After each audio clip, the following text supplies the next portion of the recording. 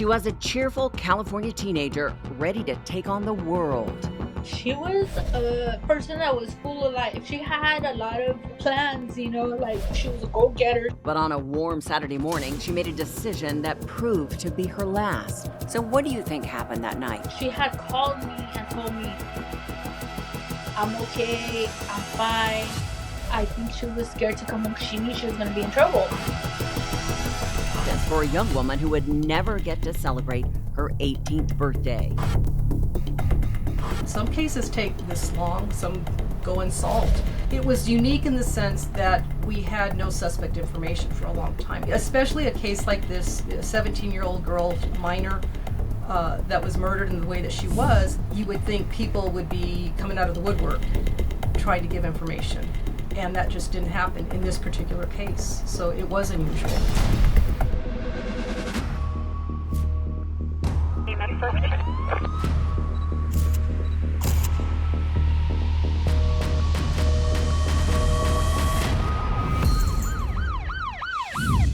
Hi, I'm Nancy O'Dell.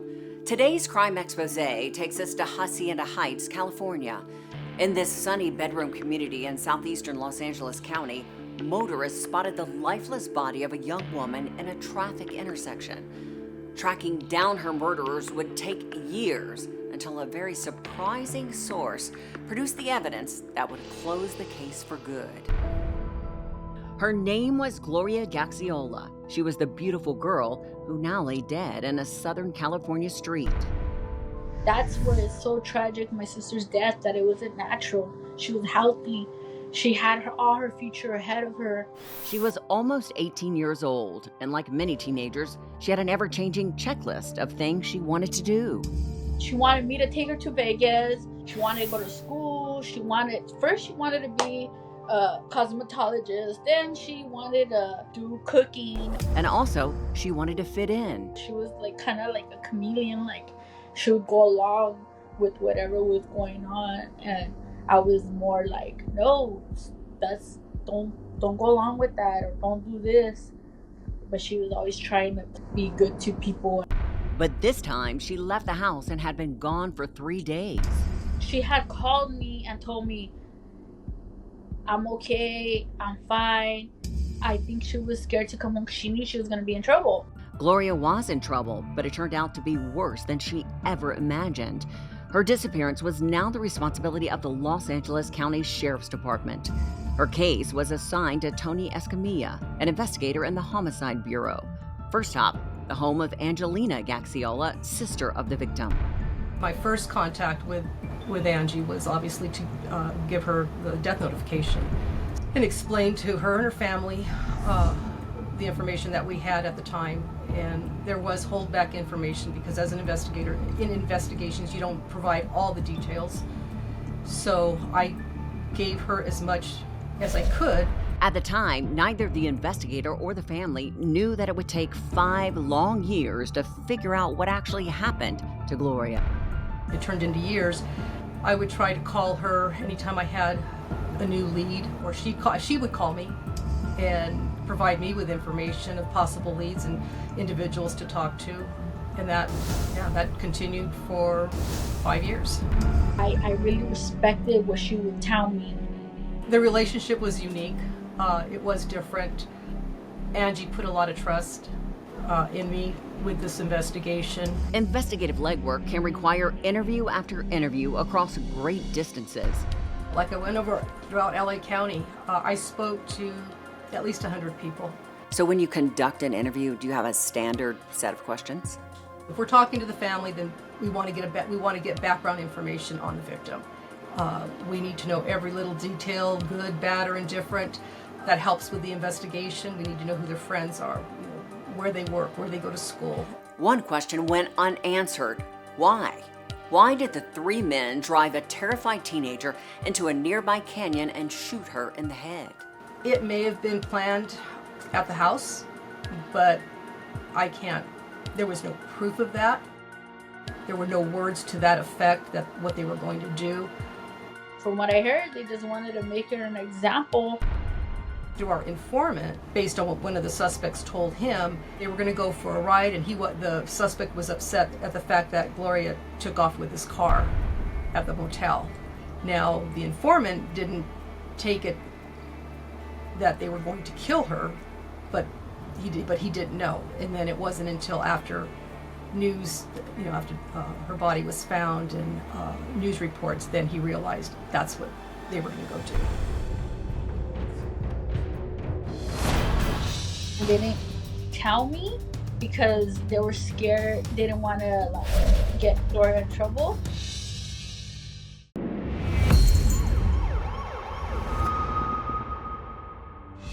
The untimely and tragic death of 17-year-old Gloria Gaxiola left her family devastated.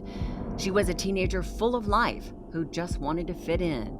It took 5 years of questioning and interrogating those closest to her, but investigators finally cracked the case and found out that her need to be accepted was also what led to Gloria's murder.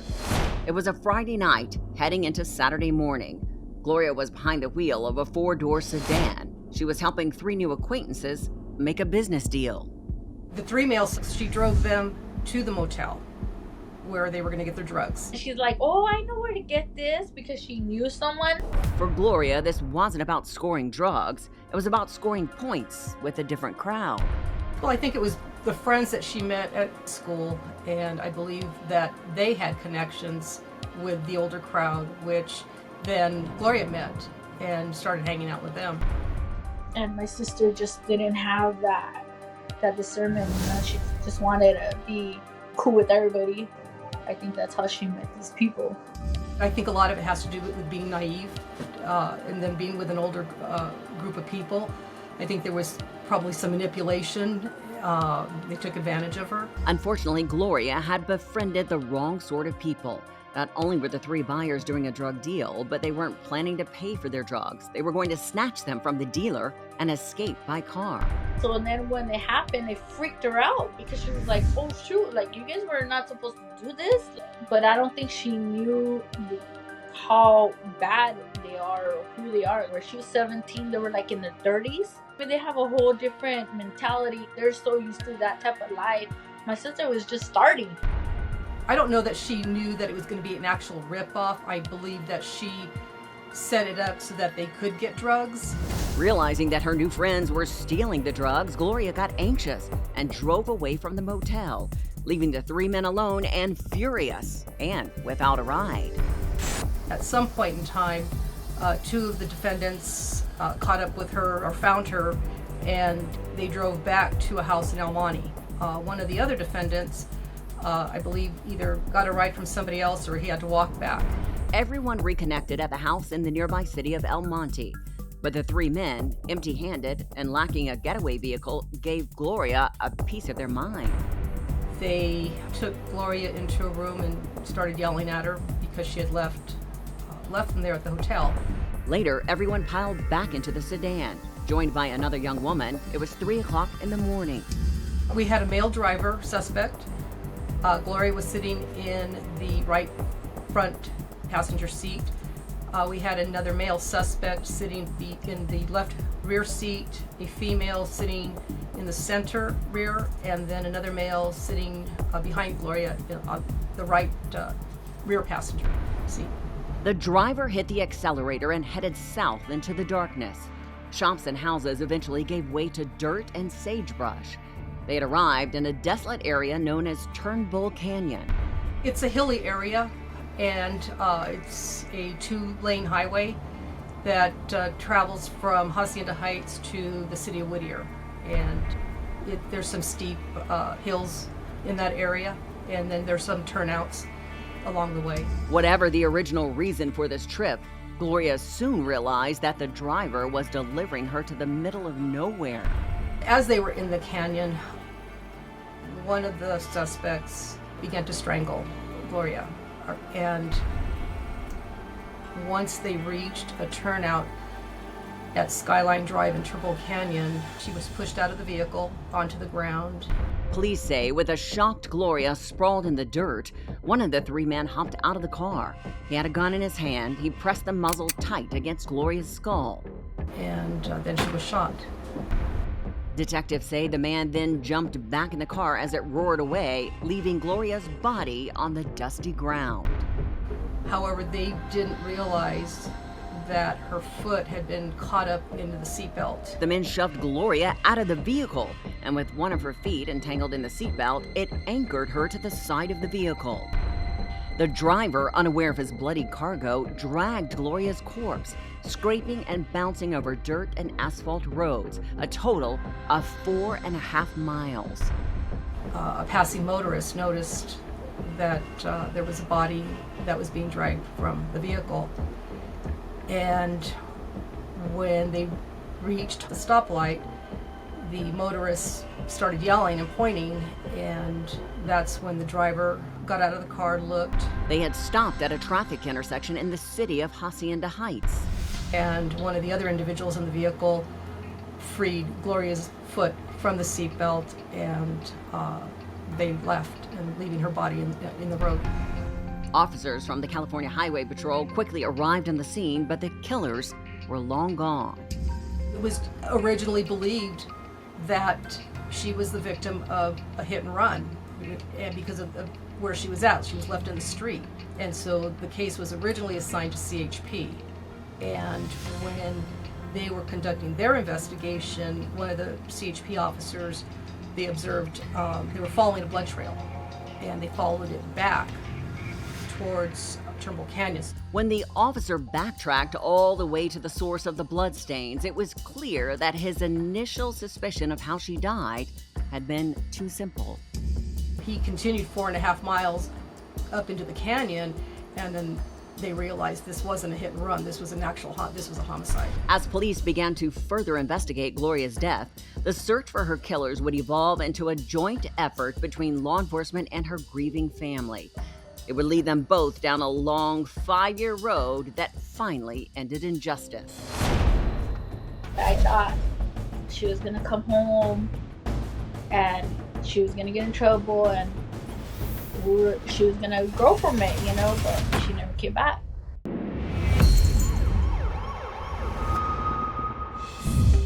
It had been 5 years since 17-year-old Gloria Gaxiola was executed in a dust-choked canyon and dumped in a nearby street. Some cases take this long, some go unsolved.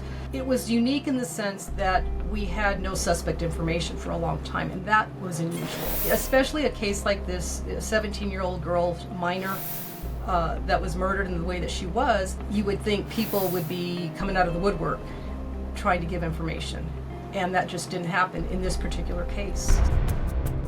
My goal is to do everything that I can to solve a case, to at least give the family some kind of peace. It's never closure, but it's something. And if I can do that or be a part of helping ease their pain, then that's what we do. After 5 years, the 3 men who murdered Gloria Gaxiola remain unidentified and uncaptured. But then, a whistleblower looking to clear his name suddenly came out of the woodwork and changed everything. And it was actually an inmate that had a friend who told him that she believed she knew who was responsible. So that inmate contacted us, and we went and spoke to him. So he figured that dropping some information might help his situation, like a favor for a favor. So did he tell you how to reach the friend? We spoke to the female who had that information, and then we started to investigate the individual that they believed was responsible. And again, that took a while because, again, you have to do background investigation. So one person led you to another who then connected you with somebody else. Probably 8 months later, I found him.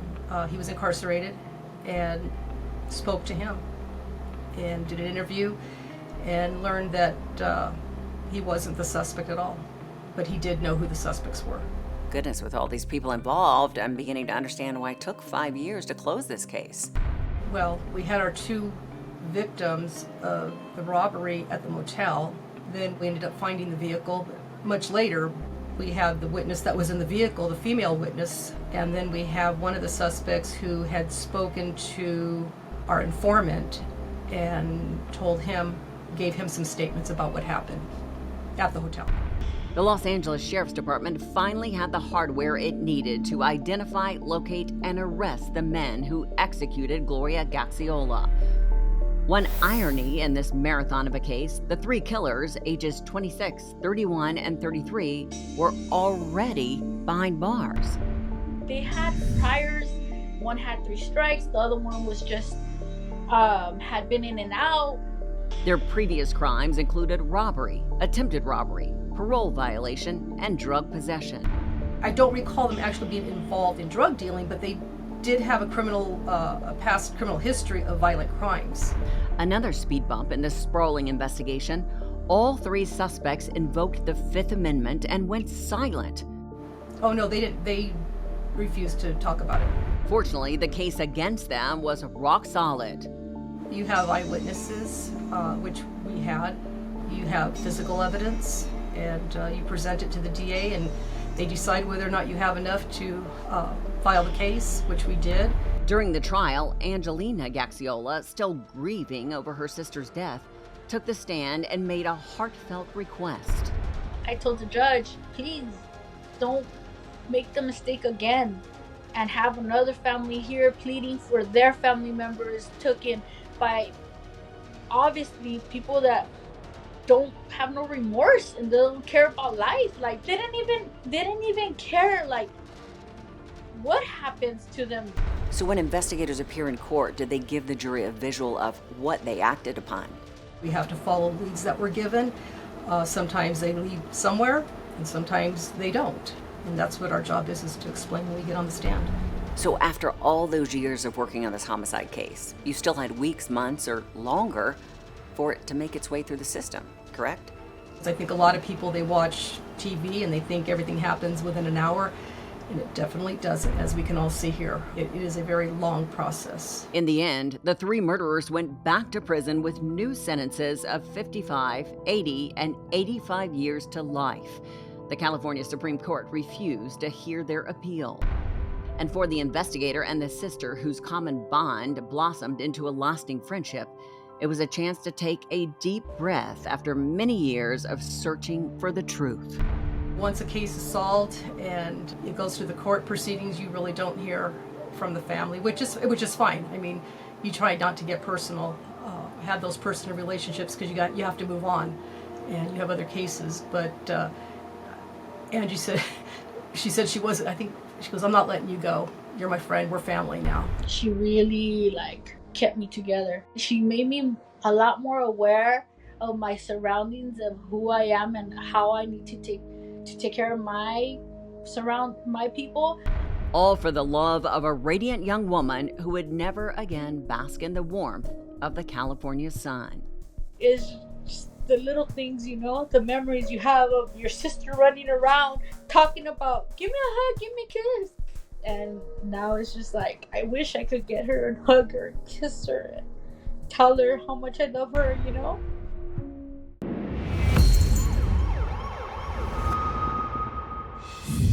The murder of Gloria Gaxiola took just a split second in time, but for Gloria's family and the investigator who singled out her killers, the aftermath and the sorrow will never end. And now it is time for today's Safety Spotlight. Any parent can tell you that parenting a teen is not for the faint of heart. Gangs, drugs, violence, and social media are all real and present dangers for teens, but parents can take steps to help minimize these risks. Communication is key. Safety experts recommend you speak openly and honestly with your teens about any and all dangers they may face, particularly when it comes to drugs and criminal activity. For more safety tips for parents and teens, check out Safe Kids Worldwide at safekids.org. For all of us here at Crime Exposé, please join us next time and stay safe.